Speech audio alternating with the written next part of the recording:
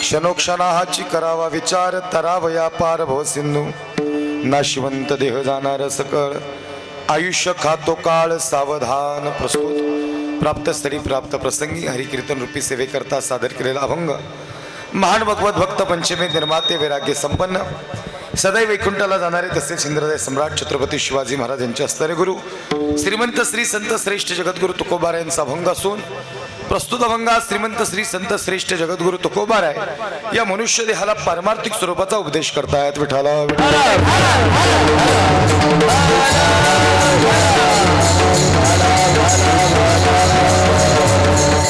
क्षणोक्षणाची करावा विचार तरावया पार भव सिंधू नाशिवंत देह जाणार सकळ आयुष्य खातो काळ सावधान. सेवेला सुरू करण्यापूर्वी कार्यक्रमाचा अल्पसा परिहार असा ज्या निमित्तानं आजचं या ठिकाणी कीर्तन समर्पित होते कैलासवासी श्री आदरणीय मुरलीधर बापूराव किर्दत आणि बाबांच्या या प्रथम पुण्यस्मरणानिमित्तानं अर्थातच वर्ष श्राद्ध निमित्तानं या ठिकाणी आजची सेवा या ठिकाणी समर्पित होती.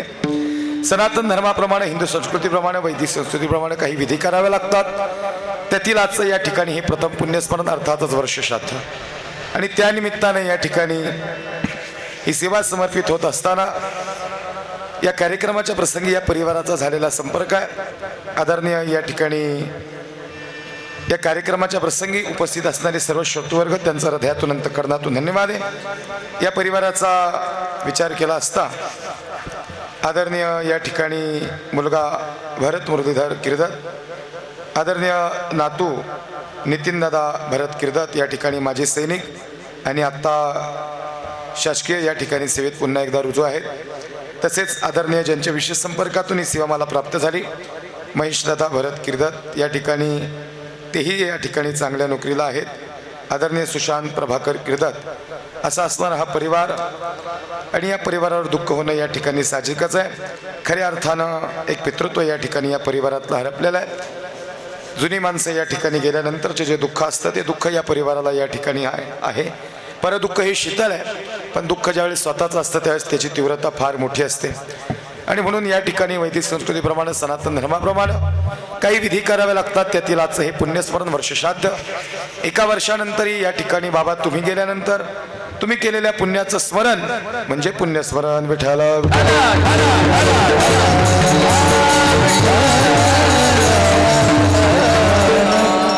एका वर्षानंतर या ठिकाणी आमची तुमच्यावर असणारी श्रद्धा आहे आणि तुमची आमच्यावर असणारी श्रद्धा म्हणजे या ठिकाणी अर्थातच वर्ष श्राद्ध.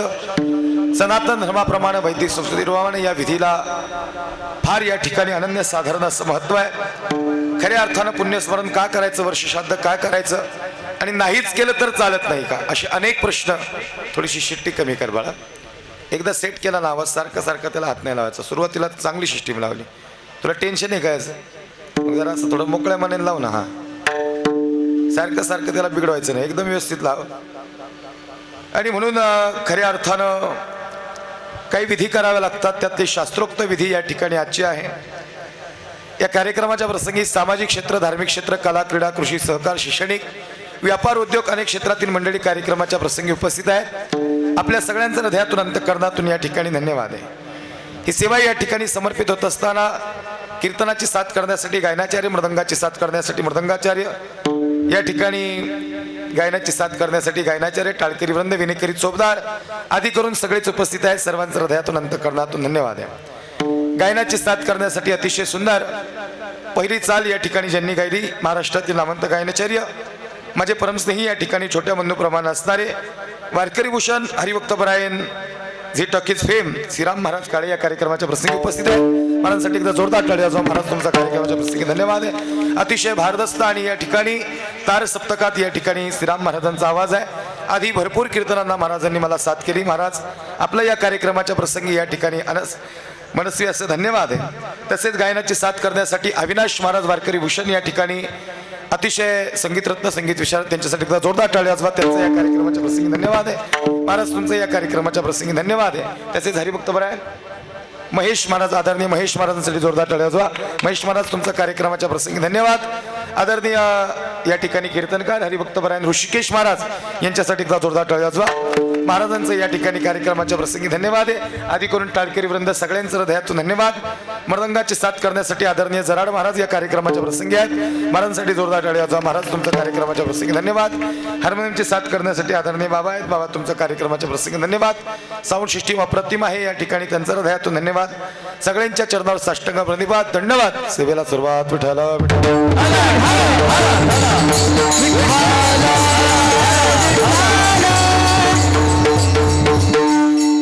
क्षणोक्षणाची करावा विचार, तरावया पार भव सिंधू. नाशिवंत देह जाणार सकळ, आयुष्य खातो काळ सावधान. अभंग जगद्गुरु तुकोबारायांचा आहे. या अभंगाला या ठिकाणी भूमिका मांडण्यापूर्वी या कार्यक्रमाचा परिहार तुमच्या समोर मांडताना एक गोष्ट अधोरेखित केली आणि ती आहे, आजचा कार्यक्रम हा या ठिकाणी शास्त्राच्या परिरेखेत आहे. तुमचं माझं जीवन या ठिकाणी शास्त्राच्या परिरेखेत आहे आणि म्हणून या ठिकाणी पिंडदान करणं या ठिकाणी, जरी आजची पिढी ही वेल एज्युकेटेड असेल, वेल क्वालिफाईड असेल आणि विज्ञान जरी मानणारी असेल, तरी या ठिकाणी हा परिवार विज्ञानाबरोबर या ठिकाणी अध्यात्म जपणारा हा परिवार आहे. आणि म्हणून या ठिकाणी हे वर्षश्राद्ध, अलीकडच्या पिढीला हा प्रश्न पडला की नाहीच केलं पुण्यस्मरण तर चालत नाही का, नाही केलं तर पिंडदान चालत नाही का. याचं उत्तर थेट आहे की चालत नाही. कारण पिंडपदावरी दिला आपुल्या करी, माझे झाले गया वर्जन, पिटले पित्रांचे ऋण. या पित्रांच्या ऋणातून मुक्त होण्यासाठी काही विधी कराव्या लागतात. लक्ष नाही का सजन हो. आणि खऱ्या अर्थाने सगळे विधी शास्त्रोक्त पद्धतीने, पण अन्नदान, पिंडदान आणि ज्ञानदान या तिन्हीचा समन्वय साधत या कार्यक्रमाची संपन्नता आणि परिपूर्णता आहे. विठाला विठाला.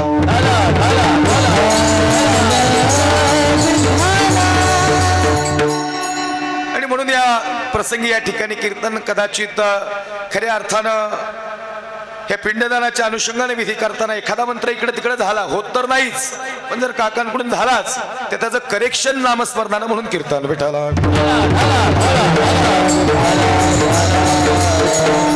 आणि मग नाहीच केलं पुण्यस्मरण तर चालणार नाही का. तर अविनाश महाराज याचं उत्तर असं की चालणार नाही, कारण तुमचं माझं सगळ्यांचं जीवन हे शास्त्राच्या परिरेखेत आहे. या चौकटीच्या बाहेर जाऊन एकदा जरी जीवन जगण्याचा प्रयत्न केला तरी त्याचा थेट परिवारावर या ठिकाणी इफेक्ट आहे. लक्षात नाही का. याचं कारण असं आहे, हे माझ्या मनाचं नाही सांगत, हे गरुड पुराणातलं आहे. मग अलीकडच्या पिढीला वेल क्वालिफाईड, वेल एज्युकेटेड आणि विज्ञान मानणाऱ्या पिढीला असा काही अंशता प्रश्न पडला की का करायचं एवढा मोठा खर्च, का करायचं पुण्यस्मरण, का करायचं पिंडदान आणि नाहीच केलं तर चालत नाही का. उत्तर थेट आहे, महेश महाराज चालत नाही. याचं कारण असं आहे, घरात भरपूर पैसा येतो पण पैसा टिकत नाही, याला दोष पितृदोष आहे. घरात स्त्रिया नापुत्रिक आहेत, सगळं समाधान आहे, तरी या ठिकाणी पुत्र हिनस्से मे राज्यम सर्व दुःखाय कल्पते. आणि म्हणून या ठिकाणी याला दोष पितृदोष आहे. लक्षात नाही का.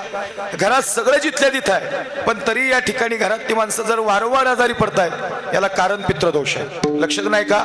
तीनच दोष. म्हणजे तुमच्या माझ्या जीवनात जर लई गडबडी झाल्या तर आपण सहज म्हणतो देवऋषीकडे बघा. देवऋषी तुम्हाला काय सांगतो माहिती का, म्हणजे कधी कधी हे सांगायला लागतं. लक्षात नाही का. एक तर पितृदैवताचा दोष, एक कुलदैवताचा दोष आणि महत्वाचा दोष या ठिकाणी ग्रामदैवताचा. याच्या पलीकडे मनुष्य देहाला दोष नाही. एकतर मग काय होतं, कधी कधी आपण गेलो देवाचं बघायला, किती म्हणतात तुम्ही किती वर्ष झालं कुलदैवताला गेले नाही. ते म्हणले काय झालं, 2 वर्ष झालं पैसा वाढण्यातच मग्न झालो आणि कुलदैवताला गेलो नाही. मग कधी कधी आमचे गुरुजी आम्हाला म्हणतात, महाराज रोज 2-2 कीर्तनं घेता, कधीतरी कुलदैवताला जाता ना वर्षातून. म्हणलं जातो गुरुजी, काय अडचण काय. म्हणजे काही नाही, तुम्ही परवा म्हणले गाडीची खऱ्या अर्थानं थोडी गाडी घासल्या गेली, तर म्हणले त्याला कारणही शास्त्र आहे. लक्षात नाही का. तुमच्या लक्षात येते का. तुमचं माझं जीवन हे शास्त्राच्या परिरेखेत आहे, एवढेसही बाहेर जाता येत नाही. आणि मग कुलदैवताला गेल्यानंतर कुलदैवत या ठिकाणी विचार करतं, गेली 2-3 वर्ष झाला माझ्याकडे आलाच नाही, मग याला माझी आठवण करण्यासाठी आणि म्हणून या ठिकाणी कुलदैवताला जावं लागतं, ग्रामदैवताला जावं लागतं आणि पिंडदान करावं लागतं. भाद्रपद महिन्यात पितृ जेवू घालतात. मग असा प्रश्न आहे, आमची माणसं तर निघून गेली, ती आमच्या शिल्लक नाहीत, मग इथं केलेलं पिंडदान कितपर्यंत कसं काय जात असं, हा सगळ्यात महत्वाचा प्रश्न आहे. आणि विज्ञान मानणाऱ्या पिढीला हा प्रश्न पडलाच पाहिजे. म्हणजे ऊस तिकडं मैलावर आणि पाणी इकडे टाकल्यावर ऊसाला पाणी जाईल का. लक्षात नाही का. मला काय सांगायचंय, याचं कारण असं आहे, लक्षात नाही का. आजपर्यंत तुम्ही आम्ही देवाला नैवेद्य दाखवला का खाऊ घातला. तुमची माझी आई एकच वाक्य बोलली, बाळा देवाला नैवेद्य दाखवून ये म्हणली का खाऊ घालून ये म्हणली. दाखवून ये म्हणली, कारण की आईला माहितीये आपल्या मुलाच्या हाताचा देव नैवेद्य काय खाणार नाही. कुणाच्या हाताचा देवाने नैवेद्य खाल्ला, हा नामदेवरायांच्या नामा देवाला नैवेद्य खाऊ घालू नये अशी नामदेव महाराजांची आई म्हणते. लक्ष देऊन ऐका. तुमची माझी आई म्हणली देवाला नैवेद्य दाखवू नये. मग मला एकच प्रश्न विचारायचा आहे, मला खरं सांगा, जर आपण देवाला नैवेद्य दाखवला तर महाराज तुमच्या माझ्या हाताचा देवाने नैवेद्य खाल्ला का हो? काय वाटतं बसते ना, खाल्ला नैवेद्य? मग नैवेद्य खाल्ला नाही मग तरी नैवेद्य का दाखवला? याच्या मागं कारण आहे, भगवान परमात्मा जड तत्वाचा भोग घेत नाही, त्याला सार तत्वाचा भोग लागतो. याचं कारण असं आहे, हा आलेला नैवेद्य हा कोण्या परिवारामार्फत हे महत्वाचं आहे. आणि मग ते जड तत्व तिथं या ठिकाणी ठेवल्यानंतर त्याच्यातलं सार तत्व देव ग्रहण करतो. या कुटुंबाने माझी आठवण काढली, भगवान परमात्म्याचा आशीर्वाद त्याच्यावर राहतो. हे शास्त्र आहे, त्या पद्धतीत पिंडदानाचं शास्त्र आहे. केलेलं पिंडदान महाभारतात वरदान आहे. आमची माणसं निघून गेली, त्यांचं डोकं खाली आहे, ते खाली पाहतात की माझ्या घरात एक तरी कुणवान असा कुणी जन्माला आला का की तो गेल्यानंतर माझी आठवण काढत, एक तरी कुणी जन्माला आला का? आणि मग खऱ्या अर्थानं तुका म्हणे पित्र आशीर्वाद देते. लक्ष देऊ नये का? याचं कारण असं आहे, वरतून माणसं खाली पाहतात की कोणीतरी कुलवान जन्माला आला का.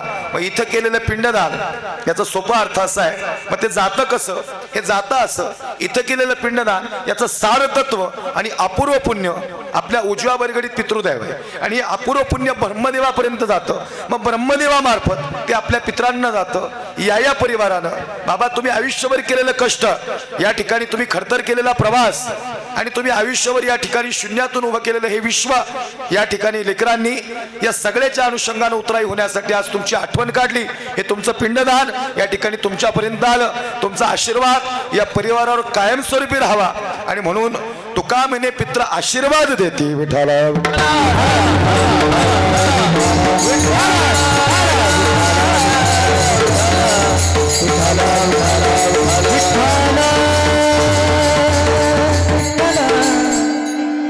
म्हणून खऱ्या अर्थानं वैदिक संस्कृतीप्रमाणे या विधी या ठिकाणी बंधनकार आहेत आणि म्हणून भाद्रपद महिन्यात पितृजेव घालतात. हे सगळं कार्यकाळ हा जो वर्षभराचा आहे, आज शेवटची भावपूर्ण अशी श्रद्धांजली या ठिकाणी 94 वर्षाचं वय या ठिकाणी आदरणीय बाबांचं आणि फार चांगलं आयुष्य या ठिकाणी लाभलं.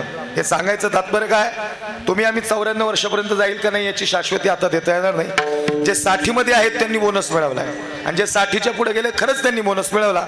आम्ही 30तली 60 पर्यंत जाऊ का नाही याची शाश्वती आजही आम्हाला वाटत नाही.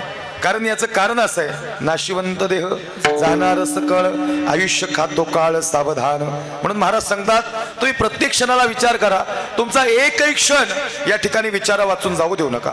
मग महाराज तुम्ही म्हणता विचार करा विचार करा, मग आम्ही काही विचार करत नाही का हो? जगद्गुरु तुकोबारांचा विचार ऐका, लक्ष देऊन ऐका. विचार कोणी करावा, विचार कोणता करावा आणि विचार का करावा? आणि नाहीच विचार केला तर चालत नाही का? विचार कोणी करावा तर याचं थेट उत्तर आहे, विचार हा मनुष्य देहानं करावा. वाया मनुष्यपण भारवा हे वृषभ. बाकीच्यांच्यात विचार करण्याचं सामर्थ्य नाही. तुकोबा आहे एवढ्या लांबून एवढ्या लांब आले सांगायला विचार करा. तुकोबा इथले नाहीत, ते आले कुठेही नाही. याला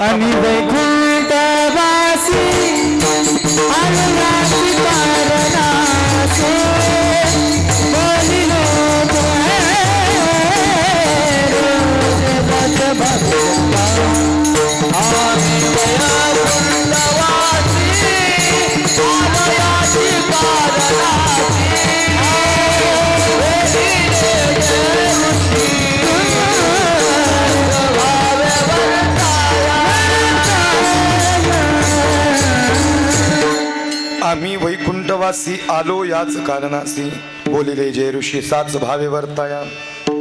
विठ्ठल विठ्ठल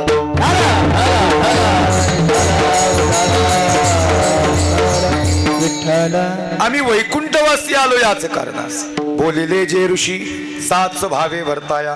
म्हणजे श्रीराम महाराज जगद्गुरु तुकोबाराय वैकुंठातून मृत्यू लोकात आले. काय सांगायला? बुडते हे जन न देखवे डोळा, येतो कळवळा म्हणून या सदा नाम घोष करू हरिकथा, तेने सदा चित्ता समाधान. लक्ष देऊन ऐका. वर्ष श्राद्ध आणि पुण्यस्मरण ही जी जेवढी कीर्तन आहे, ही कीर्तनं गेलेल्यांसाठी मुळीच नाहीत. जी माणसं राहिलीत त्यांच्यासाठी आहेत. कदाचित बसलेले भ्रमात असतील की हा परिवार आमचा पाहुणा आहे म्हणून हजेरी लावायला जावं. अजिबात नाही. ही हजेरी लावण्याची कीर्तनं नाहीत. हे लक्ष देऊन ऐका. वर्ष श्राद्धाची कीर्तनं गेलेल्यांसाठी नाहीत, जी राहिलीत त्यांच्यासाठी. म्हणजे तुम्ही आम्ही मृत्यू लोकात ते पाहुणे आहेत म्हणून कीर्तन ऐकायचं.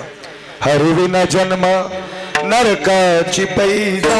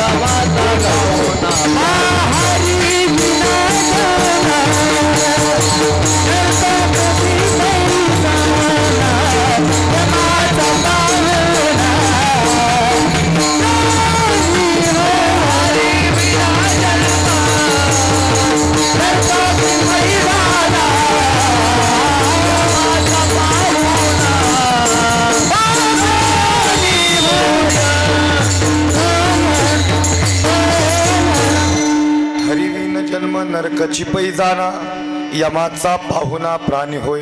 आपण सगळे पाहुणे, पण आपण पाहुणे कुणाचे? तुम्ही नाराज आहेत का माझ्यावर? आपण सगळे पाहुणे यमाचे, लक्षात नाही का? सगळ्यांना जायचंय. आया सो जाएगा राजा रंग फकीर, कोई सिंहासन चढ़ गया कोई बांध गया जंजीर. ये रे पाम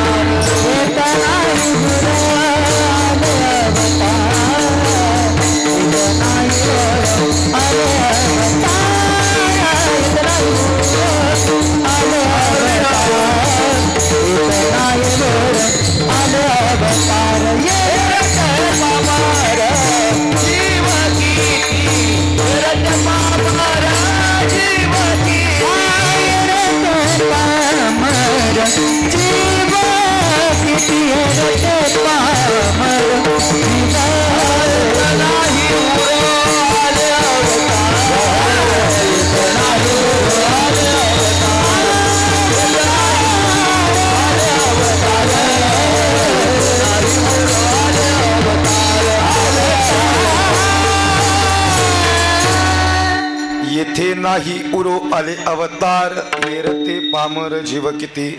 महाराज जराड महाराज इथं अवतार राहिले नाहीत, म्हणजे अवतावाले राहणार आहेत का?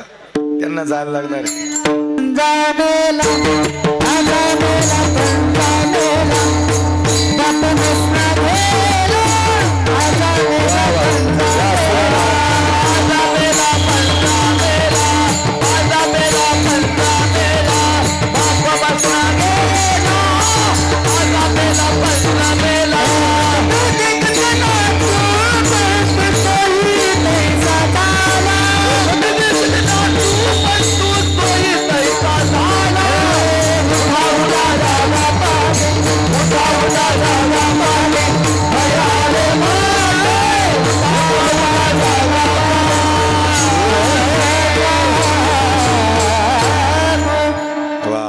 एकदा गायकांसाठी आजा मेला पन्ना मेला बाप मसना गेला, देखत देखत नातू पंतू तोही तैसाची झाला. महाराज या ठिकाणी जेवढे जण आले तेवढे सगळे गेलेत. महाराज एवढंच नाही, रावणासारखे बी गेले ऋषिकेश महाराज.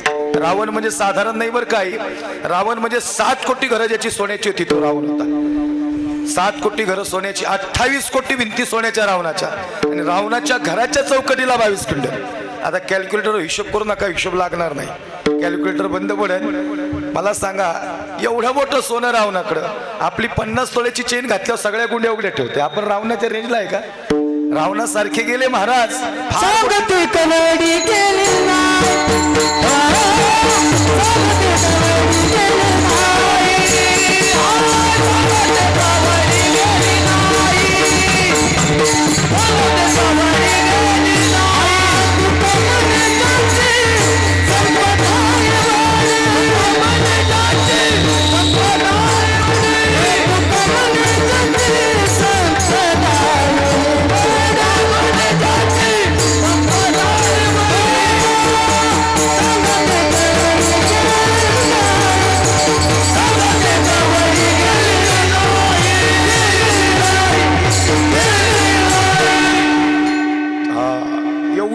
संपदा पण काहीच नाही घेऊन जाता आलं महाराज.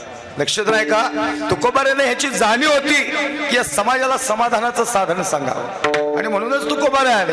एवढ्या लांबून तुकोबाऱ्यांचं एवढ्या लांब येण्यामागचं प्रयोजन खऱ्या अर्थानं या समाजाला समाधानाचं साधन सांगावं. प्रत्येक क्षणाला विचार करा.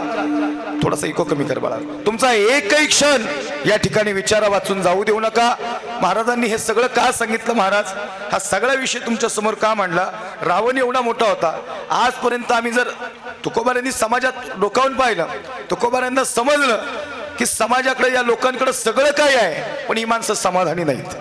तुकोबारांना वाटलं जे समाधान मला मिळालं आता उपदेश करून यांना सांगावं ते समाधान कशात आहे. आणि म्हणून तुकोबारांनी या ठिकाणी विचार केला. काय वाटतं तुम्हाला इथं बसलेली अशी किती लोक समाधानी येतो? मी बी त्याच्यात आहे बरं का. नाही लक्षात आलं का? 500 किलोमीटरचा प्रवास करून का ना कीर्तनकार पोचतोच का नाही? काहीतरी अपेक्षा आहे त्याच्या जीवनात. आणि खरं सांगू का, ज्याच्या जीवनात अपेक्षा आहे त्याला दुःख येणारच आहे. कारण दुःख आणि अपेक्षा या दोन्ही गोष्टी एकत्रच आहेत. याचं कारण असं आहे. आणि अपेक्षा अशा आहे त्याचं नावच अपेक्षा आहे, ते कधीच पूर्ण होत नाहीत, कधीच नाही. याचं सांगायचं तात्पर्य आहे महाराज फार मोठी मोठी माणसं गेली तिथं, फार मोठी. पण एकच आहे मृत्यू. हे बघा, मृत्यू हा सगळ्यात जवळचा मित्र आहे. सगळे साथ सोडतील पण मृत्यू कधीच साथ सोडणार नाही. नेहमी आपल्या खिशात आहे. पण अजून काही काही अब्जाधीश आहेत, कोट्याधीश आहेत, ते अजून भ्रमात आहेत, ते जाणार नाही. दादा तुला बी जायला लागणार. मोठे मोठे गेले म्हणजे आपण जाणार नाही कथा. याचं कारण काय? अजूनही काही भ्रमात आहेत. म्हणजे कीर्तनात मृत्यूचं स्मरण होतं म्हणून कीर्तन ऐकायचं असतं. मी सांगलीला कीर्तनाला गेलतो महाराज. वर्षश्राद्धच कीर्तन होतं. ते साहेब म्हणजे महाराज कीर्तन 10ला चालू करायचं आणि 12:05 पर्यंत संपवायचं. म्हटलं चालेल साहेब, मी लवकर आलो. साहेब म्हणजे थोडे 10 मिनिटं उशीर झाला तरी चालेल पण आधी आपण बंगला बघायला जाऊ. साहेबांना म्हणलं साहेब मी कीर्तन करायला आलो का बंगला बघायला आलो? म्हणजे साहेब म्हणजे महाराज 5-10 मिनिटाचा वेळ लागेल फक्त, जाऊन येऊ लगेच. म्हणलं काय अडचण आहे? आता नाही म्हणता अविनाश महाराज परत ह्याच्यात कपात करतील म्हणून काय म्हणणं जायला लागेल मग. आणि मग बंगला बघायला गेलो. खऱ्या अर्थानं 20 कोटी रुपयाचा बंगला. बंगला बघितल्यानंतर माझ्याही अंगावर शहारे उभे राहिले. म्हणलं 20 कोटी रुपयाचा बंगला? मी काय सांगतोय? कोहम कथमितम जातम, मी कोण आहे, मी इथं कशासाठी आलो आणि सगळं आवरून मला कुठं जायचंय, या 3 प्रश्नाचं उत्तर प्रत्येक व्यक्तीला भेटलं पाहिजे.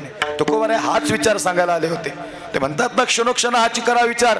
तो विचार मनुष्याला कळला पाहिजे नाही की खऱ्या अर्थानं माझं इथं येणं कशासाठी, आल्यानंतर इथं काय केलं पाहिजे नाही आणि इथून सगळं आवरून माझ्या आयुष्याची टॅली कशी लागली पाहिजे नाही. लक्षात नाही का? या बंगल्याचं उदाहरण सहज दिलं तुम्हाला. हे सांगायचं तात्पर्य काय? 20 कोटी रुपयाचा बंगला बघितला, हॉल बघितला, तिथंच अंगाव काटा उभा राहिला. एखाद्या गरीब लिकीचं लग्न होईल एवढा मोठा हॉल. म्हणलं साहेब म्हणले महाराज 20 कोटी रुपयाचा बंगला आहे, तो काय साधा आहे का? आता ते हॉलपर्यंत थांबव का नाही चरड महाराज? ते मला किचनमध्ये घेऊन गेले.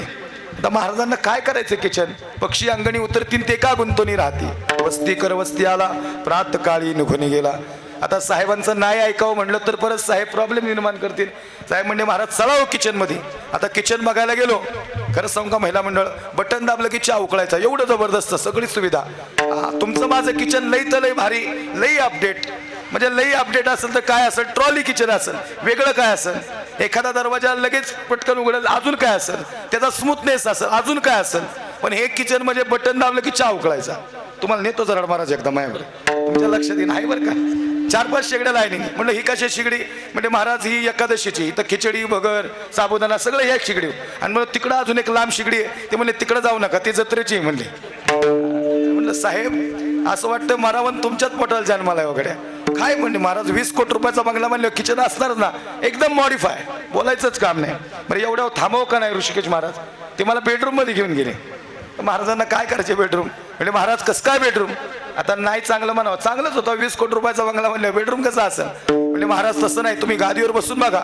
आता मी गेलो घरच्या गादीवर बसून, ते घरच्या गादीवर बसल्यागत जे सबक्या बसतो ते धबक्यावरती झालो. सिलिंगला डोकं लागलं असतं. या ठिकाणी फार जीव कासावी झाला. म्हणलो साहेब आता मला असं वाटतं कीर्तन चालू करायला लागेल. लक्ष देऊ नाही का मला काय सांगायचंय? महिला मंडळ बडबड नका करू, कीर्तनाला आलेत तुम्ही जिथं जाल तिकडे बडबड करता. लक्ष देऊ नाही का मला काय सांगायचंय? आणि मग खऱ्या अर्थानं आता किचन पर्यंत थांबाव का नाही गुरुजी? बेडरूम पर्यंत थांबाव. ते बाथरूम मध्ये घेऊन गेले. म्हणलं साहेब बाथरूम काय विशेष? ते म्हणले टावेल घेऊन जायचंच नाही, डायरेक्ट अंग पुसून माणूस बाहेर होतो म्हणले. हाय बरं का असं? ते बाथरूम बघितलं महाराज, तुम्हाला खोटं सांगत नाही, 2 कोटी रुपयाचं बाथरूम. म्हणलं साहेब 2 कोटी रुपयाचं?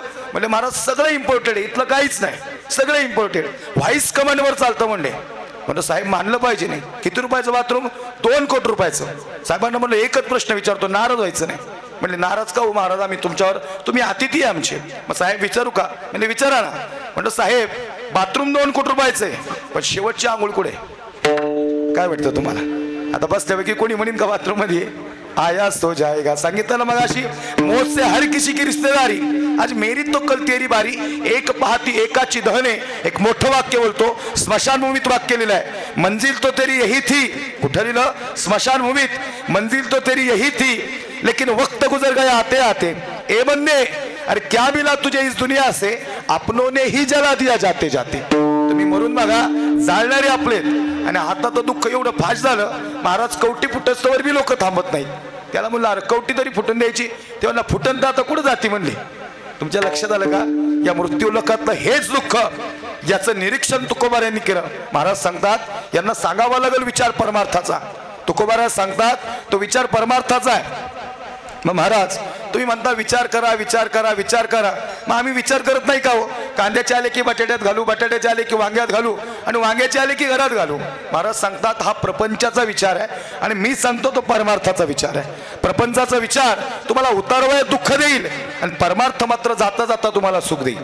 मग महाराज आम्ही काय केलं पाहिजे? नाही, काही विचार दुःखदायी आहेत, काही विचार निरर्थक आहेत, आणि काही विचार हे आत्मनात्मा आहेत. लक्ष नाही का? काही विचार हे दुःखदायी आहेत. ज्या विचारानं दुःख प्राप्त होतं त्याला दुःखदायी विचार म्हणतात. ऋषिकेश महाराज ज्या विचारानं काहीच अर्थ नाही त्याला निरर्थक विचार म्हणतात. थोडासा मॉनिटरला आवाज देत आता. एक 4-5 मित्र मुंबईला फिरायला गेले, आणि फिरायला गेल्यानंतर परत आले, आणि मग पाराव बसले. ते पहिला मित्र त्याला म्हणला निरर्थक विचार सांगतो. का रे? आपण मुंबईला गेलो, एवढा मोठा समुद्र पाहिला, ही झाडं पाहिली, हे सगळं पाहिल्यानंतर मला एक विचार आला, जर या समुद्राला आग लागली की मला मासे कुठं जातील? तुम्ही जागे सगळे? काय म्हणला? समुद्राला आग लागली की म्हणला मासे कुठं जातील? दुसरा त्याच्यापेक्षा हुशार होता, मी निरर्थक विचार सांगतो. तो म्हणला समुद्राला आग लागली की मासे ना, मला असं वाटतं समुद्राला आग लागली की मासे झाडावर जातील. तिसऱ्याच्या डोक्यातच आलं नाही. तिसरा म्हणला तुम्ही दोघं पण वेळ येत. म्हणला समुद्राला आग लागली मासे झाडावर जायला, अरे मासे झाडावर जायला ते काय म्हशी आहेत का? म्हणला. चौथा जण विचार करायला लागला, हे 3 जण काहीतरी गडबड करतात. पण या पूर्ण काळात पूर्ण 1 तास निघून गेला, याच्यातून काहीच सार्थकी नाही झालं. आणि मग चौथा म्हणला समुद्राला आग लागते का? म्हणला. आणि मग तिघांच्याही लक्षात आलं आपण जो विचार केला याच्यातून काहीच अर्थ निष्पन्न नाही झाला. याला निरर्थक विचार म्हणतात. दुःखदायी याच्यापेक्षा भयंकर आहे. दुःखदायी विचार सांगावा तेवढा कमी आहे. हे खऱ्या अर्थानं विनोद म्हणून नाही सांगत, याच्यातून काहीतरी घेण्यासारखं आहे. 80 वर्षाच्या आजोबा, 70 वर्षाच्या आजी जेवण वगैरे झाले आणि बाहेर खॉटवर येऊन झोपले. आजोबा म्हणले काय म्हणतो मी की आपलं उभं आयुष्य निघून गेलं, आपल्याला काही लेकरूबाळ झालं नाही, जर या वयात कदाचित झालंच तर त्याला कुठं झोपवायचं? आजी म्हणली तुमचं डोकं फिरलं का? म्हणले उभं आयुष्य गेलं आपल्याला लेकरूबाळ झालं नाही. नाही म्हणले झालंच तर. आजोबा म्हणले सांग ना काय वाटतं तुला? आजी म्हणली मग झालंच तर मग झोपू आपण त्याला, सारखा थोडं तिकडं. आजोबा तिकडं सरकले. या ठिकाणी 15-20 मिनिटं गेले. आजोबा म्हणले मी काय म्हणतो, याच्याबरोबर अजून एखादं खेळायला पाहिजे, अजून एखादं झालं तर. आजी म्हणली आजोबाचं डोकं फिरलाच. म्हणजे नाही नाही देवाची कृपा झाल्यावर काय होऊ शकतं. म्हणजे अजून एक झालं तर. आजी म्हणली मग सारखं तिकडं. म्हातारं जसं तिकडं सरकलं तसं गटारात पडलं. मला बसलेलं विचारायचे हे असलेल्या पोरांनी पडलं का नसलेले? हो असलेल्यांचं सांगायचे लक्षात नाही, काही नसलेल्यांचं सांगतोय. डोकं फुटतं, ढोपरं फुटती आणि दुःख झालं, याला दुःखदायी विचार म्हणतात. काही विचार निरर्थक, काही विचार दुःखदायी, आणि महत्वाचा विचार आत्मनात्म, ज्याच्यासाठी आम्ही इथं बसलो. आत्मनात्म विचार म्हणजे कोहम कथमितम जातम, मी कोण आहे? मी वासुदेव तत्वता कळो येईल विचारिता. मी कोण आहे? तर माझ्यात जे तत्व आहे ते वासुदेव तत्व आहे. पण कधी कळेल? हे विचार केल्यानंतर कळेल. कोहम कथमितम जातम, हे सगळं आवरून मला कुठं जायचं? इथं आल्यानंतर जर मला समाधान नाही प्राप्त झालं तर माझ्या जगण्याला काय अर्थ? बघा आज ज्यांचं पुण्यस्मरण आहे, बाबांचं वय वर्ष 94 वर्ष.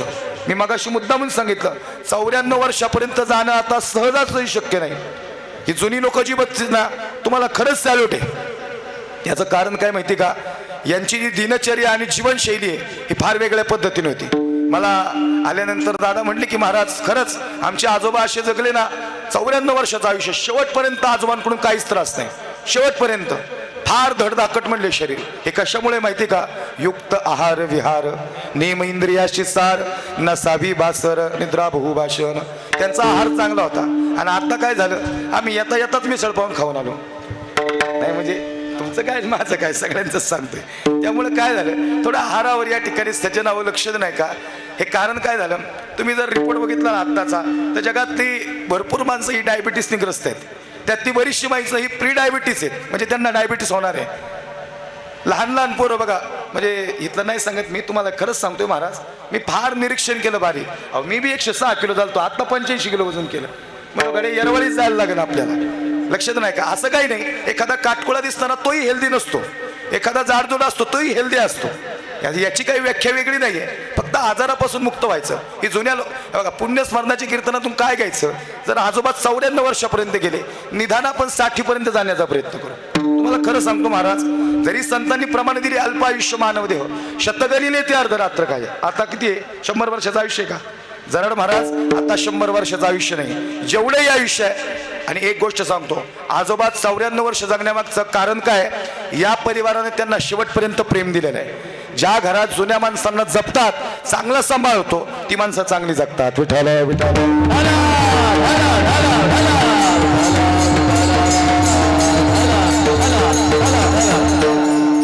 मग कोहम कथमितम जातम, मी कोण आहे, मी तर कशासाठी आलो, आणि हे सगळं आवरून मला कुठं जायचंय. या सगळ्या गोष्टींचा परामर्श का म्हणला, कारण की तुकोबार यांनी ज्या वेळेस निरीक्षण केलं, लक्षात नाही का, मी महत्वाचा मुद्दा मांडतोय सज्जन हो. तुकोबार आहे इथं आल्यानंतर म्हणतात, आता निश्चिंतीने पावलं विसावा, खुंटलिया धावा तृष्णेच्या. तुकोबार निश्चिंत झाले, थोडासा ट्रबल दे बाळा, थोडा ट्रबल दे. तुकोबार जर निश्चिंत झाले तर महाराजांचं म्हणणं होतं, या मृत्यू लोकातली माणसं निश्चिंत झाली पाहिजे. पण काय वाटतं, माणसं खरंच निश्चिंत झाली का हो? या जुन्या लोकांना आम्ही किती जरी सांगितलं ना, आमचे वडील पण तिथंच, बाबा तुम्ही आता लई वरफट करू नका आयुष्याची. मात्र काय जाग्यावर थांबतच नाही, थांबणारच नाही. आजीला जर म्हणलं ना, आईला म्हणलं, आई अरे थोडे शांत घे. आई म्हणती, बाबा तुला काय कळत नाही. म्हातारी बाहेर बसून तिकडे गॅसकडे लक्ष देईल.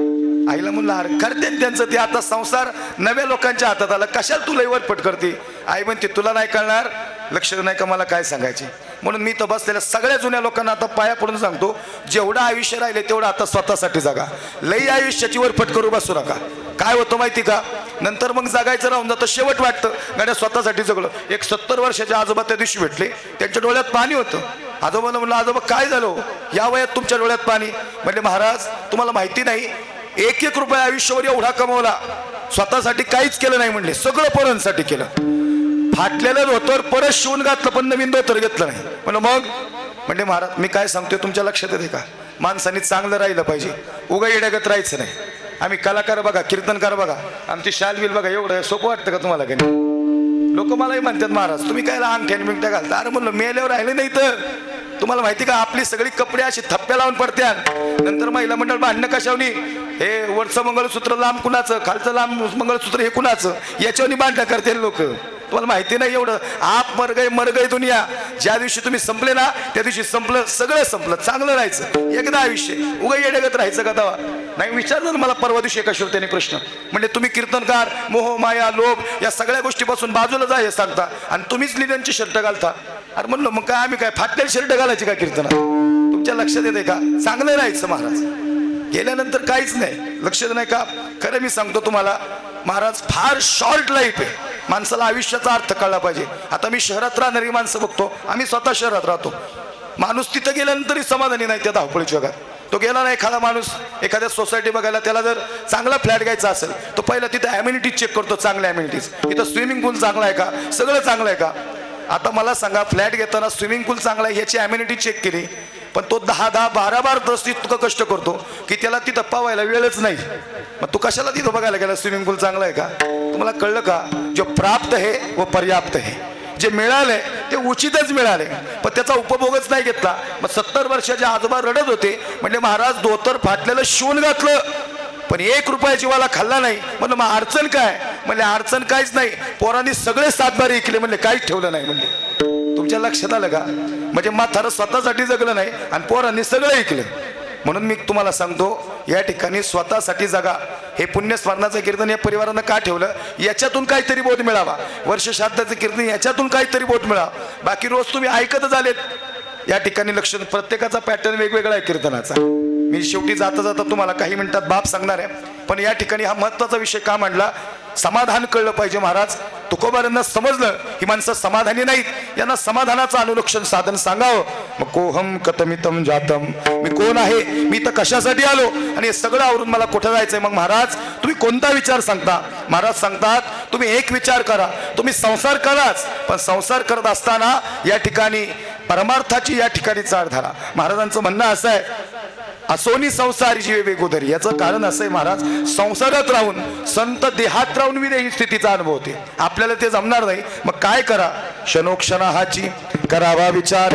मग काय, सारा सार विचार करावा, सारा सार विचार करा उठाव, सारा सार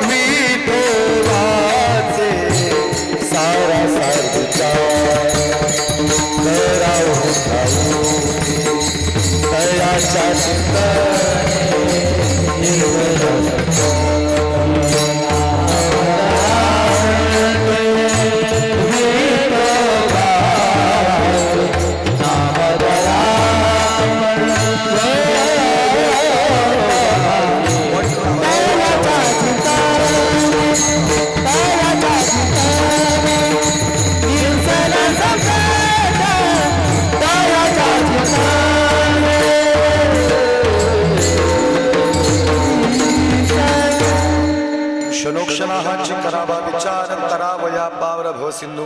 महाराज सांगतात प्रत्येक क्षणाला विचार करा, पण कोणता विचार करा, तर भगवंताच्या नामस्मरणाचा विचार करा.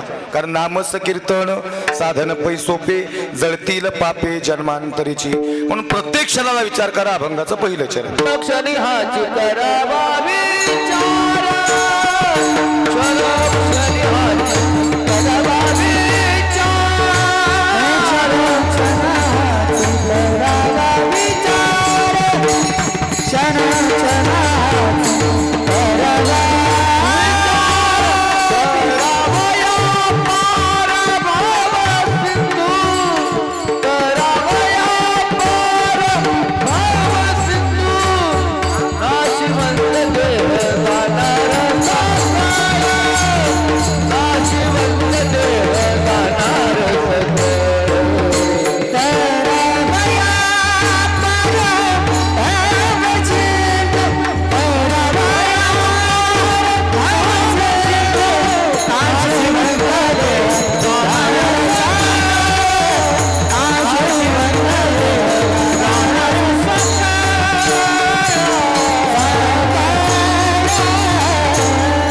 क्षणोक्षणाची करावा विचार तरावया पार भव सिंधू.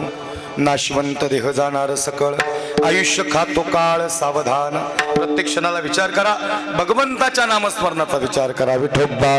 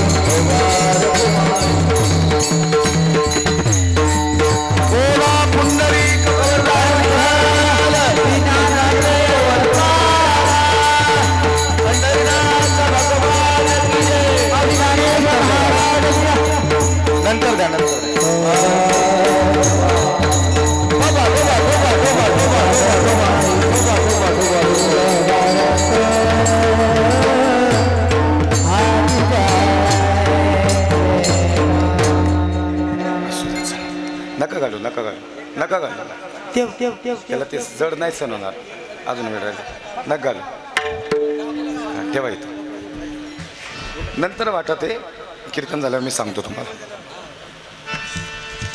विठाला विठाला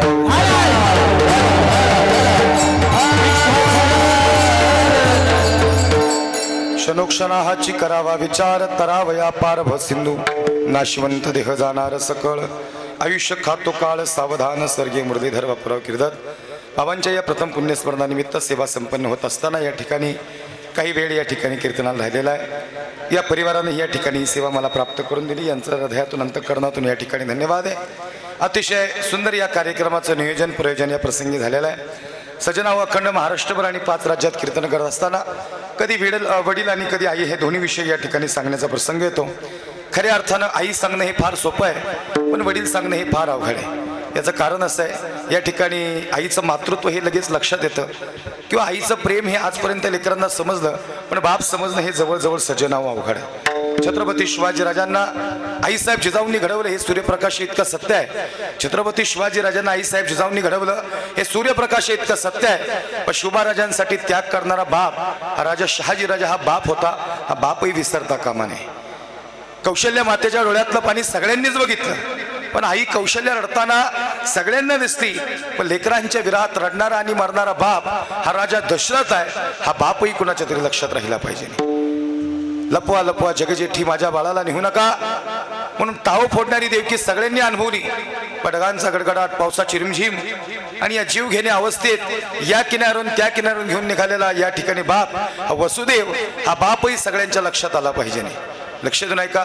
आई सगळ्यांच्याच लक्षात राहिली, पण बाप मात्र कोणाच्या लक्षात नाही राहिला. याचं कारण असं आहे, आईचं प्रेम या ठिकाणी जास्त आहे, बापाचं प्रेम कमी असं नाहीये. पण अडचण अशी आहे, आईने जे प्रेम केलं ते सगळ्यांच्या लक्षात आलं, पण बाप मात्र नेहमीच पडद्याच्या आड उभा राहिला. याचं कारण महाराज, बाप स्वाभिमानी बाळा, त्याचा कणखर कणा त्याच्या हृदयात सुद्धा लाजाळूची संवेदना, त्याची पहाडाची छाती, त्याचा हृदय गुलाब, त्याच्या घामाच्या धारांना हिऱ्या मोत्याचा रुबाब. आम्ही अखंड महाराष्ट्रभर महाराज कीर्तन करत असताना ज्या वेळेस आई सांगण्याचा प्रयत्न येतो, ज्यावेळेस बाप सांगण्याचा प्रयत्न येतो, पहा थोडासा इको कमी कर बाळा याचा. आई सांगणं फार सोपं आहे. याचं कारण असं आहे, धन्य माता नंतर पिता. आधी संतांनी आई सांगितली आणि नंतर संतांनी वडील सांगितले. म्हणजे आधीचा प्राधान्यक्रम हा आईला दिला आणि नंतर वडील सांगितले. याचं कारण माहितीये, कवनाची माय आणि नंतर बाप. म्हणजे आधी आई सांगितली आणि नंतर वडील सांगितले.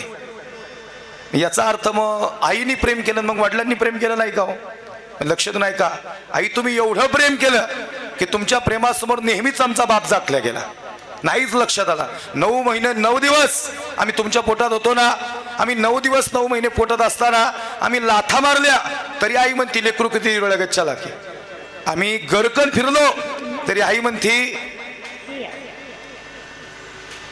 मला ती म्युझिक लागेल का आजच्या दिवस? तुला मगाशीच सांगितलेलं चेक कर. नका दे सोड आता, सोडा. बारीक आवाज करा, लक्ष द्या आता त्याच्यावर रिपीट करण्यासाठी.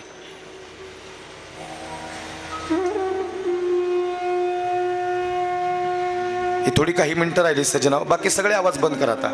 सिस्टीम मला आवाज दे फक्त.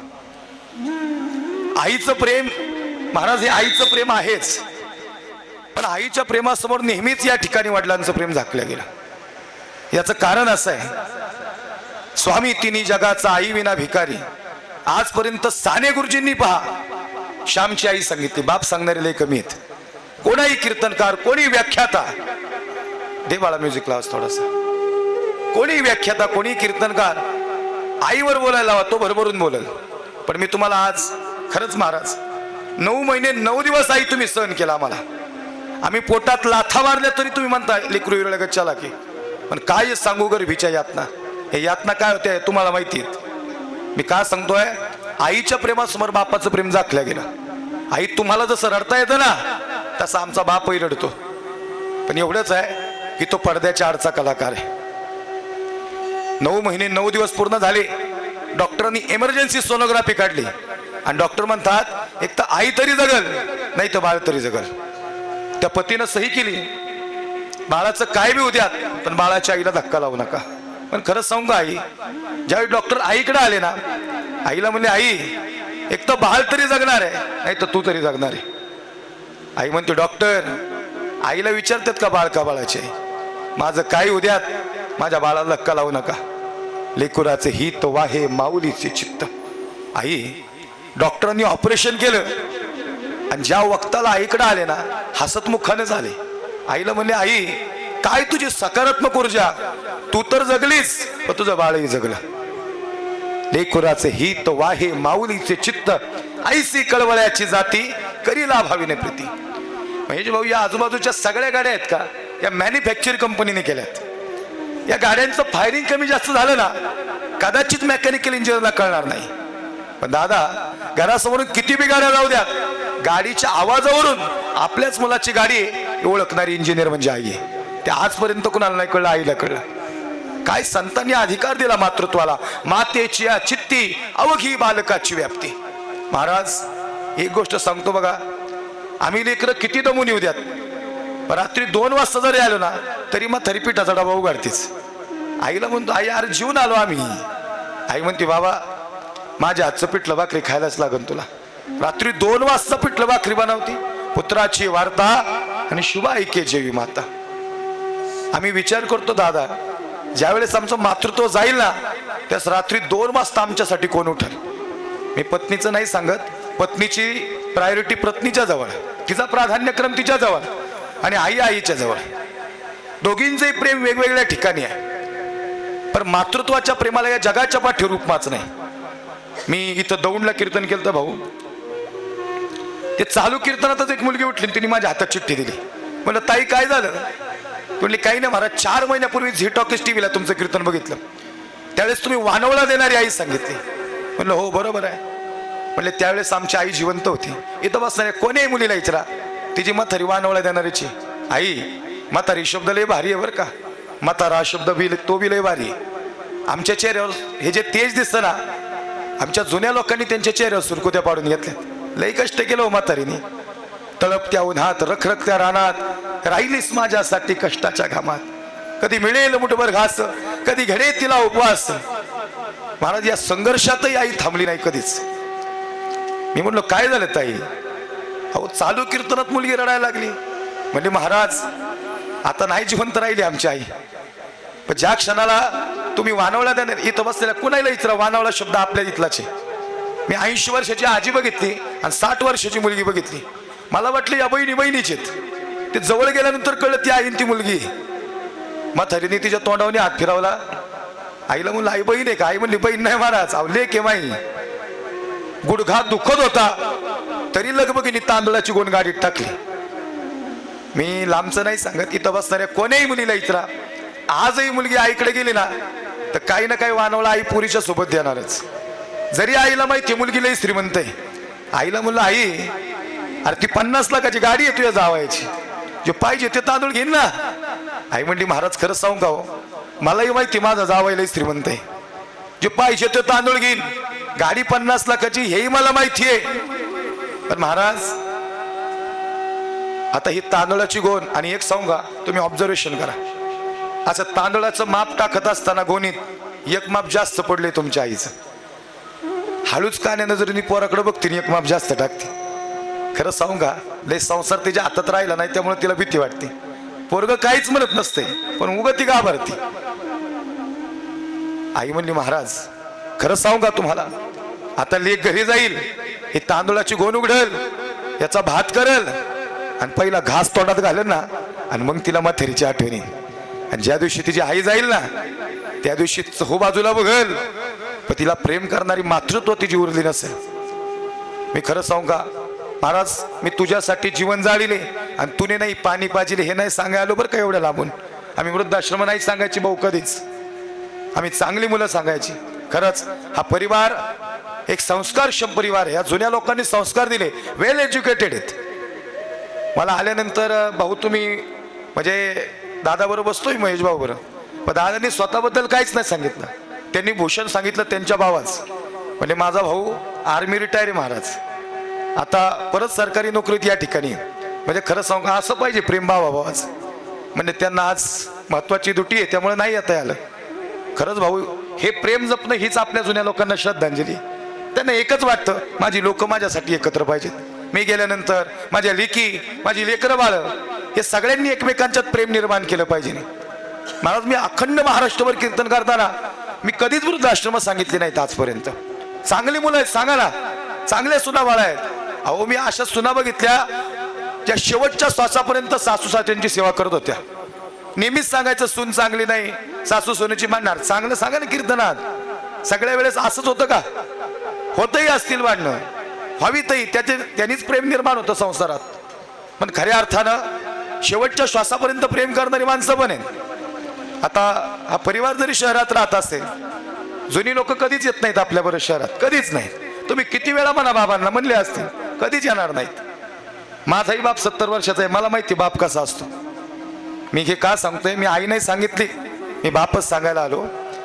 पण ती आई म्हणती महाराज आता खरंच लेक ज्यावेळेस तांदळाचा भात करल आणि घास तोंडात घालेल ना मग म्हातारीची आठवण येईल आणि मग तिला कळत म्हातारी काय. अजून एक वाक्य सांगतो ऐका. 10 किलोचं लाकूड पाण्यात टाका आणि 50 ग्रॅमचा दगड पाण्यात टाका. किती सोपं उत्तर आहे प्रश्नाचं, पण याच्यातलं गांभीर्य समजून घ्या. विचार वस्तूचा नाही, विचार वजनाचा आहे.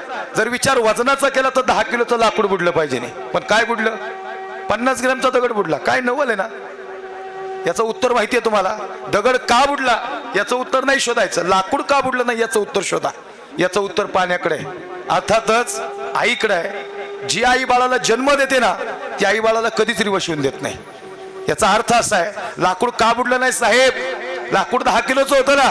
पाणी म्हणतं ज्या झाडाला मी मोठं केलं ते झाड मी कसं काय बुडून देईन? किंबहुना धनुर्धरा जो मातेची उदरा तो मातेचा सोय राखे तुला पा. अर्जुना अरे किती प्रेम आहे आईचं, शेवटच्या श्वासापर्यंत. हृदय दाटून आलं, अंतःकरण भरून आलं. हे सांगितलं कशासाठी माहिती का? आई तुमच्या प्रेमाला सॅल्यूट आहे, पण तुम्ही एवढं प्रेम केलं की तुमच्या प्रेमासमोर आमचं म्हातारं झाकलं गेलं. बिचाऱ्याच्या डोळ्यातलं पाणीच नाही दिसलं. तुम्हाला सांगू का पुरुषाची अडचण काय? त्या बिचाऱ्याला रडता येत नाही त्याची अडचणी. त्याला कधीच कुणासमोर व्यक्त होता नाही आला आजपर्यंत, नाहीच व्यक्त होत बाप. आयुष्यभर एकटा राहील पण बोलणार नाही कुणाला काहीच. बाप स्वाभिमानी बाळा, त्याचा कणखर कणा, त्याच्या हृदयात सुद्धा लाजाळूची संवेदना, त्याची पहाडाची छाती, त्याचा हृदय गुलाब, त्याच्या घामाच्या धारांना हिऱ्या मोत्याचा रुबाब. आयुष्यभर कष्ट केलं घरदारासाठी. महाराज एक गोष्ट ऐका, बसलेल्या कोणीही बापाला विचारा, त्यांना रडता येतं का? त्यांना रडता येत नाही याचा अर्थ असा नाही की ते रडत नाहीत. आई तुमच्याही पेक्षा जास्त रडता येतं. फक्त अडचण अशी की सगळ्यांसमोर बाप रडत नाही. बाप हा एकटा अंधाऱ्या खोलीत रडतो. बाप कष्टाचा काबाडी, ऊस मळ्यात काढतो या, माझा कंठ दाटतो या गोष्ट बापाची सांगताना. खमीस खवाटी फाटलेलं, सुई दोऱ्यानं शिवलेलं, आणि माझ्या बापाच्या धोत्राला किती ठिगळं जोडलेलं. उभा आयुष्यभर कष्ट केलं. भाऊ मी 35 वर्षाची पोरं मोठ्याने रडताना बघितल्यात, हंबरडा फोडताना. अरे म्हणलं पोरा का रडतो रे बाबा? म्हणलं महाराज सगळी माणसं उभी आहेत, बापाला घेऊन जायचंय आता. लय कष्ट केलं आमच्या म्हातारीने आमच्यासाठी. अरे म्हणलं शेवटचं गाडवा भर पाणी टाकलं ना तू अंगावर, शेवटची आंघोळ तुझ्यासाठी थांबलंय सगळं. म्हणलं महाराज नाही ना पडत तांब्यातलं पाणी बापाच्या अंगावर. म्हणलं का? मला आयुष्यभर बनेलवरच बाप बघितला, आज शेवटच्या आंघोळीला काळी पडलेली पार बघितली. लय कष्ट केलं आमच्या म्हाताऱ्याने. बघा ना तुम्ही, आधी कुडाची गरज होती, पण या सगळ्या मुलांना सॅल्यूट आहे भाऊ, तुमच्या सगळ्या सारख्या मुलांना, की त्यांनी दिवस बदलले आई बापाचे. त्यांनी अभ्यास केला. असाध्य ते साध्य करिता सायास, कारण अभ्यास तुका म्हणे. म्हातारा म्हणतो माया पोरांनी करून दाखवलं. मग महाराज अशी मुलं आहेत, 10 लाख पगार आहे, अमेरिकेत आहेत, आणि बाप म्हणतो माया पोराला 10 लाख पगार आहे. तुम्हाला खरंच सांगू का, म्हातारी म्हणते 10 लाख पगार आहे ना, त्याला फोन करा विमानाने बोलवा इकडं, येतो का बघू. म्हातारं काय म्हणतो माहिती का, त्याच्या संसारात आपल्याला लय डोकं नाही घालायचं, तो त्याचं करण आता काय करायचं, झालं आपलं म्हणले. म्हाताऱ्याचं मन खात होतं स्वतःला. पण खरंच सांगू का, अजून जर पोरगा खरंच आला असताना अजून 10 वर्ष म्हातारा जगलं असतं त्या पोराचं. या जुन्या लोकांना आहे ना, त्यांचं ऐश्वर्य म्हणजे त्यांची लेकरं आहेत. बघा महाराज, सगळ्यात जास्त प्रेम. महाराज मी खरंच रडताना बघितली हो मुलं. बापाच्या उशाला जाऊन पोरग बसलं. म्हणलं काय झालं? म्हणलं महाराज बाप झोपायचा माझा इथं, लई कष्ट केलं आयुष्यभर, लई पैसे आले अकाउंटवर महाराज, लई पैसे क्रेडिट झाले. पण खरंच सांगू का, ज्या वेळेस नेमकी गरज होती ना, त्या क्षणाला आयुष्यातला बाप डेबिट झाला. देवाने पैशालाही क्रेडिट केले, पण जीवा भावाचा आमचा बाप मात्र घेऊन गेला. आई तुम्ही रडतालो, पण आमचा बाप आम्ही रडतानाच बघितला नाही. कोण म्हणलं बाप रडत नाही? माझ्या गावाकडचा एक मित्र आहे 35 वर्षाचा. अहो थोडा आवाज दे रे म्युझिकला, इथंच याला ठेव ना मॉनिटरला आवाज. महाराज 35 वयाचं पोरग आहे, आणि वयाच्या 35व्या वर्षी त्याला स्ट्रोक बसला. म्युझिकचा आज कमी ठेवून मला आवाज दे. 35व्या वर्षी स्ट्रोक बसला आणि पोरग गेलं निघून. लहान पोरग आहे त्याचं 5 वर्षाचं. ते तिथंच बसतं पारावर आणि त्या पायरीवर. मी त्या आजीला विचारलं, आजी इथं का बसतं? 1 वर्ष झालं बाप जाऊन. ती आजी म्हणती महाराज त्याला आठवण येते त्याच्या बापाची. त्याला वाटतं त्याचा बाप सांगून गेला सायकल घेऊन येणारी. ते अजून मी वाट बघते. खरंच सांगू का बाबा, त्याला एक राईट मारायला घेऊन गेलो मी, आणि त्याला म्हणलो काय रे बाळा पप्पाची आठवण येते का? ते म्हणते पप्पा रोज येतात, मी त्यांच्या हातावर झोपतो, ते मला एक पापा देतात, मी त्यांना पापा देतो, आणि मला झोप लागली की पप्पा निघून जातात, सकाळी नसतात ते. मग त्याला भास होतोय त्याचा बाप जिवंत आहे. ज्याचा बाप गेलाय ना त्याला विचारा बाप काय असतो. ह्या सगळ्यांना आठवत असतं. खरंच आमचं म्हातारं लय काटक होतं. आमच्या आजोबा बी अशीच महाराज. ही जुनी लोक लय तत्वी माणसं. ही कधीच ही एक कल्ली माणसं ही कुणाचीच ऐकत नाहीत, कधीच नाही ऐकणारी. ते स्वतःच खरं करणार. आमचंही म्हातारं 70 वर्षाचं आहे, तुम्हाला माहिती आहे, कीर्तनकार आहे. आजही कीर्तनात कधी कधी साथीला उभा असतं, कधी कधी मागून येऊन उपारणं वळतं. मी म्हणतो असं लोकांच्यात ना करत जाऊ. ते म्हणतात तू माझा बाप नाही, मी तुझा बाप आहे. याला बाप म्हणतात बरं का, असाच पाहिजे बाप, तर पोरं संस्कारक्षम होतात.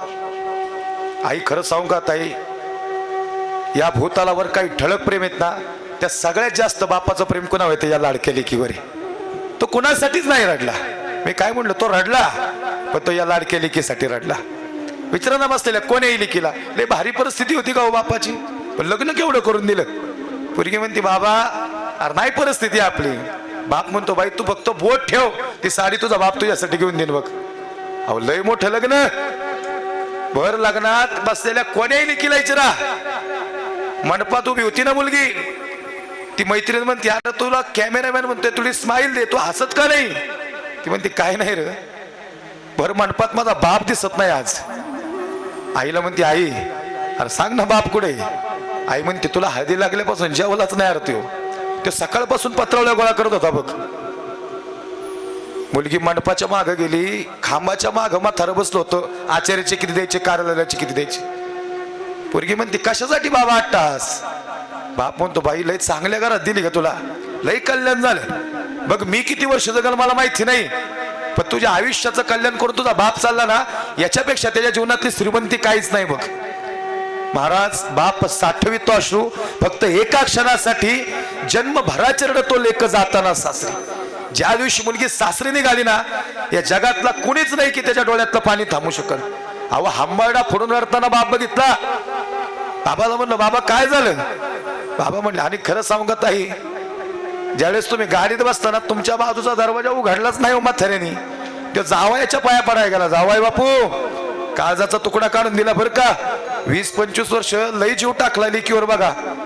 आता हे का सांगतो माहिती का भाऊ, मी एक बाप आहे, लहान लेकी आम्हाला.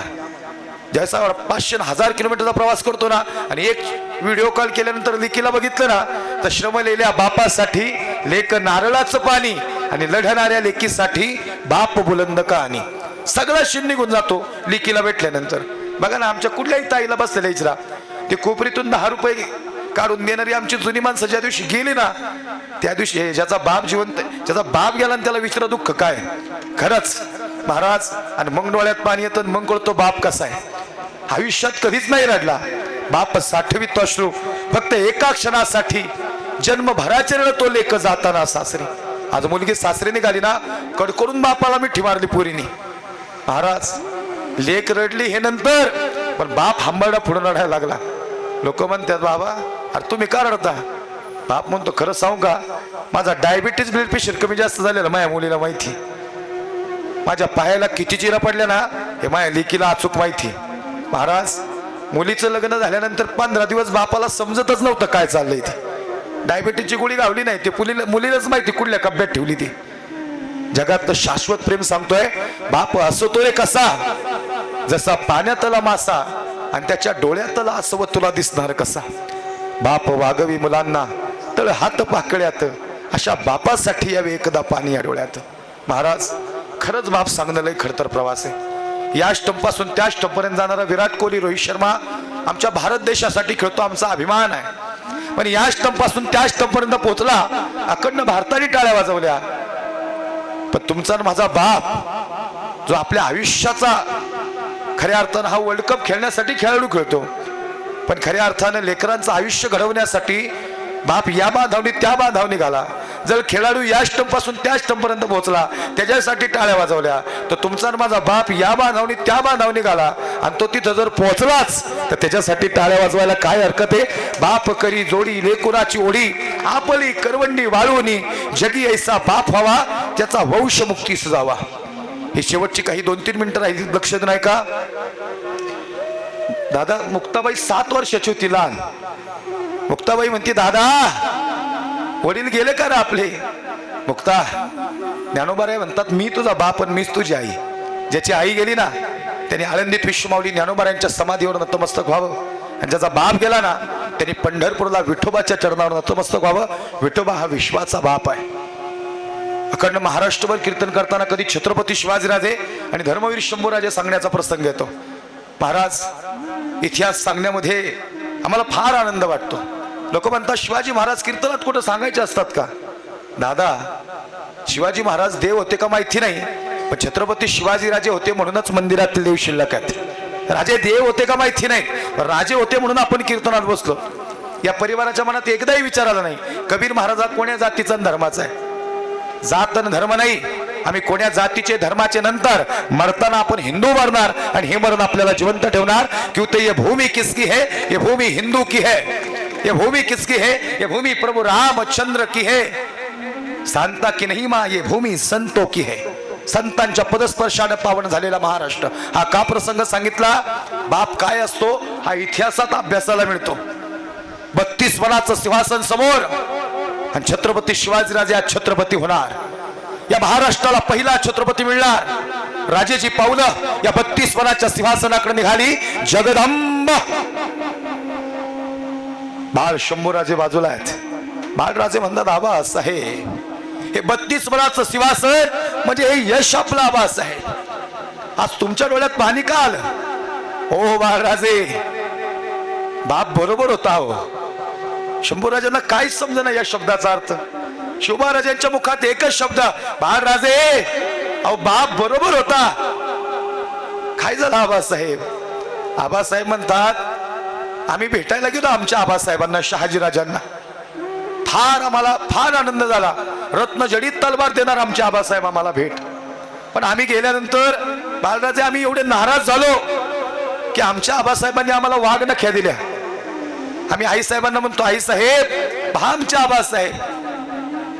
आबासाहेब आमच्यावर नाराज आहेत काही साहेब म्हणतात नाही शिवबाराजे मग का त्यांनी तलवार का नाही दिली का दिल्या वाघनख्या ओ शिवबाराजे काय म्हणले तुमचे आबासाहेब म्हणले शिवबा ज्या दिवशी मोठं संकट येईल ना महाराष्ट्रावर त्या दिवशी तलवार नाही कामाला येणार बापाने दिलेल्या वाघनख्या कामाला येतील हो बाळराजे लई मोठं संकट आलो हे 32 मनाचं सिंहासन दिसतं का हे आमचं यश नाही आमच्या आबासाहेबांचं यश आहे आमचा बाप बरोबर बनत होता शोभा तलवार नाही कामाला येणार वाघनख्या कामाला येतील आणि ज्या वेळेस विजापूर अफजल खानाला हे सगळ्यात मोठं संकट महाराष्ट्रावर या प्रतापगडच्या पायथ्याला आला आणि आओ राजे आओ और हमारे गले लग जाओ आखिर आ ही गया दख्खन का चुहा सिकंजे में आम्ही घेतला संभाजी कावजी कोंढाळकर आम्ही घेतला जिवा महाला 9 फुटुडी मारणारा आणि दानपट्टा चालवणारा जिवा अफजल खानाने घेतला कृष्णा भास्कर कुलकर्णी आणि अफजल खानाने घेतला सय्यद बंडा पण इथे एक शर्यत होती शंभूराजे या युद्धात तलवार नाही चालणार आणि मग आम्हाला आठवला आमचा बाप म्हणायचा शोभाराजे मोठ्या संकटात बापाची आठवण काढा जेही तुमच्या बापाने तुमच्यासाठी दिलं ते योग्य दिलेलं आहे आणि मग आम्हाला आठवल्या वाघनख्या घेतल्या आम्ही वाघनख्या उभा राहिलो अफजल खाना समोर राजे पण आमचा आत्मविश्वास आमचा बाप वाढवत होता आमचा बापाचा एक एक शब्द शोभा वाघनख्या कामाला येतील बघ आणि मन करून मिठी पडली कर आवाज झाला अफजल खानाची मिठी शंभूराजे कोणीच नाही सोडू शकत पण आमच्या सोबत आमचा बाप होता आणि बापाचा आशीर्वाद होता मिठी सुटली कटारीचा वार झाला अफजल खानाचा अंगाला चिलकत होता आमच्या आणि मग आम्ही आठवले आमच्या आबासाहेब आणि आबासाहेबांची आठवण आली आणि अलगर वाघनख्या निघल्या आणि सपकन अफजल खानाच्या पोटात गेल्या आणि खपकन कोठाळा बाहेर काढला दादा ही अफजल खानाचा कोठाळा काढला आणि अफजल म्हणतो दगा किया ये शुभान आला कृष्णा भास्कर कुलकर्णी यांनी वार केला वार हुकला आणि मग सय्यद बंडा उडा उश्वा की गर्दन आला सय्यद बंडा 9 फुटुडी मारली आणि राजे म्हणतात जीवा चल आला जीवा म्हणतो राजे लाख मेले तरी चालतील पण लाखाचा पोशिंदा जगला पाहिजे जीवानं 10 फुटुडी मारली आणि सय्यद बंडाचा हात वरछा उडवला आणि इतिहास कडरला होता जीवा वाचला शिवा जगी ऐसा बाप व्हावा ज्याचा वंश मुक्तीस जावा शंभूराजे आबासाहेब बरोबर होत्या हो म्हणून आम्ही 32 मनाच्या सिंहासनावर निघालो शेवटचं 1-2 वाक्य बघता मलाही लांब कीर्तनाला जायचे नाशिकला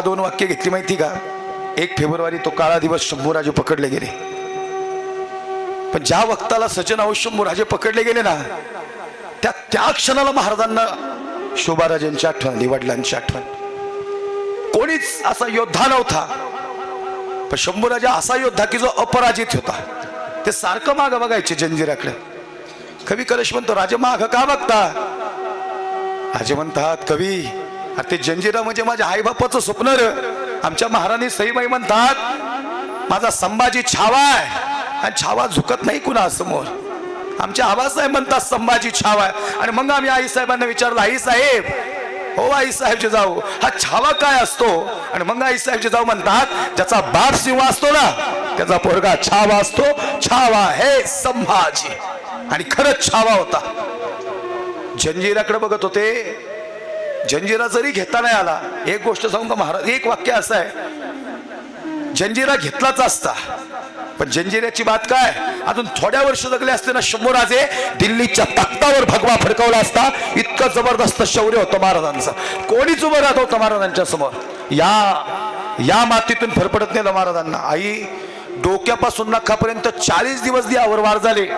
तुमच्यासारखी आई हळदी लावायला पाहिजे होती. सैतानानं मिठाचं पाणी अंगावर टाकलं आणि कवी कलश विचारतो, राजे अहो का रडताय राजे. राजे म्हणतात, कवी तू निरीक्षण नाही केलंस. अरे संभाजी हल्ला नाही जागवला. आबासाहेबांची आठवण आली, वडिलांची आठवण आली. म्हणून लक्षात ठेवा, ज्या वेळेस लई प्रसंग ओढवेल एखादा त्याच बाप आठवण, मग कळत बाप काय असतो. आमचे आबासाहेब म्हणतात, आमचा छावा झुकत नाही आणि छावा झुकला नाही ना म्हणूनच हिंदू धर्म गौरवशाली झाला. महाराज शेवटचा श्वास स्वराज्यासाठी होता. फार वर्ष जगली नाहीत माणसं, पण जेवढेही जगले निष्ठावंत भाव भक्ताचा स्वधर्म निर्धार हे वर्म चुकू नये. नरढ्यावर तलवार बसली आणि शेवटचं वाक्य महाराजांचं, डोळे मिटून घेतो आबासाहेब तुमचा छावा तुमच्या भेटीला येतो. लय वार केले पण एवढा बी हल्लो नाही मी आबासाहेब. महाराजांना वाईट वाटत होतं, आपल्या माणसाने फसवल्याचं दुःख महाराजांच्या हृदयात होतं. पण लक्षात नाही का, औरंगजेबाला हे पुण्यस्मरणाचं कीर्तन म्हणून सांगितलं बरं का. औरंगजेबाला महेश भाऊ शेवटपर्यंत महाराष्ट्रात सत्ता नाही करता आली. कारण माहितीये, औरंगजेब बापाला ग्लासात पाणी मोजून द्यायचा. औरंगजेबाचा बाप म्हणतो, औरंगजेब उभे आयुष्यात तुला महाराष्ट्र घेता नाही येणार. औरंगजेब म्हणतो, तळतळाट का देता. अरे तो बापाला ग्लासात पाणी मोजून देतो, पण औरंगजेब तुला का नाही महाराष्ट्र घेता यायचा. तू तुझ्या बापाला पाणी ग्लासात मोजून देतो एवढं पाणी प्यायचं. पण महाराष्ट्राची संस्कृती अशी आहे, तिथं बाप गेल्यानंतरही बापाला ती पाणी पाजतात आणि म्हणून महाराष्ट्र गौरवशाली आहे. आणि ही गोष्ट खरी ठरली. औरंगजेबाला याच मातीत गाडला, पण कधीच सत्ता करता नाही आली महाराष्ट्रावर. बापाचे शब्द खरे झाले. शंभूराजांनी प्राण सोडला आणि प्राण जाता जाता एकच वाक्य औरंगजेबाचं ऐकलं, जे कीर्तनातलं शेवटचं वाक्य, जिथं गौरवशाली झाला बाप आणि हे स्वराज्य. सगळे छावा म्हणतील, पण औरंगजेब छावा म्हणत नव्हता, इथं आडलं होतं. पण बोललाच औरंगजेब, हमने आंखें निकाल दी इसकी, इसने आंखें नहीं झुकाई हमारे सामने. हमने जबान काट दी इसकी, इसने दो लफ्ज रहम के नहीं मांगे हमारे सामने. हमने हाथ काट दिए, इसने हाथ नहीं फैलाए हमारे सामने. हमने घुटने काट दिए, पैर काट दिए, इसने घुटने नहीं झुकाए हमारे सामने. अरे सच में छावा है, छावा शेर का. आणि खरंच छावा छावा म्हणून गेला आणि एकच शब्द सोडून गेला, जगी ऐसा बाप व्हावा ज्याचा वंश मुक्तीस जावा. झालेली सेवा भगवान परमात्म्याच्या चरणी समर्पित करतो. बोलताना काही वाणीतून शब्द गेला असेल, अंतःकरणातून या ठिकाणी सगळ्यांची माफी मागेल. अप्रतिम या ठिकाणी या परिवारानं नियोजन केलं. बाबांना भावपूर्ण अशी श्रद्धांजली अर्पण करतो. या परिवाराला या दुःखातून सावरण्याची शक्ती परमेश्वराने द्यावी अशी अंतःकरणातून प्रार्थना करतो आणि वाणीला पूर्णविराम देतो. ज्ञानेश्वर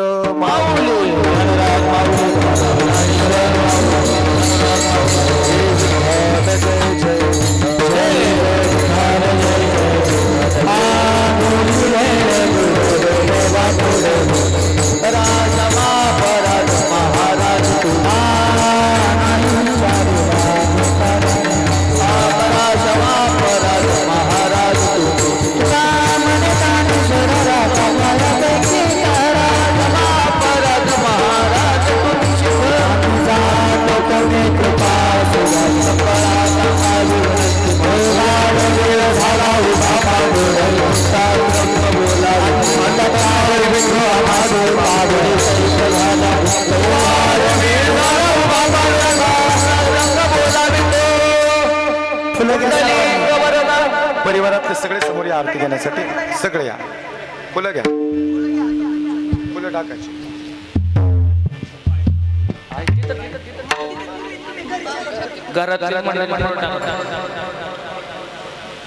फुलं इथूनच राहणार आहेत, फक्त घरच्यांनी